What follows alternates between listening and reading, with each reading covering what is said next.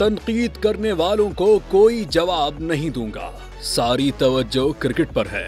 बाबर आजम का बयान। कौमी क्रिकेटर बाबर आजम ने गुज़िश्ता 2 सालों के दौरान बेहतर परफॉर्म न करने के बायस उन पर तनकीद करने वालों को जवाब देने से गुरेज किया और वाज़ेह किया कि उनका काम क्रिकेट खेलना है और ग्राउंड में परफॉर्म करना है। इसी पर सारी तवज्जो मरकूज है। श्रीलंका के खिलाफ दूसरे वनडे में शानदार कामयाबी के बाद प्रेस कॉन्फ्रेंस करते हुए बाबर आजम ने कहा कि मुश्किल वक्त गुजरा, ताहम मैंने अपनी फिटनेस, बैटिंग, फील्डिंग पर काम किया। जब भी कभी मुश्किल वक्त आए अपने ऊपर एतमाद रखें। बाबर आजम ने कहा कि मद्दाहों ने बुरे वक्त में हमेशा सपोर्ट किया। मद्दाहों की सपोर्ट से बहुत हौसला मिला। जो टारगेट था उसके मुताबिक बैटिंग की। सेंचुरी स्कोर करने के बाद एतमाद बहाल हुआ है। खुद पर भरोसा था कि सेंचुरी स्कोर करनी है। याद रहे कि पाकिस्तान ने 3 मैचेस पर मुश्तमिल वनडे सीरीज के दूसरे मैच में श्रीलंका को 8 विकेटों से शिकस्त दी।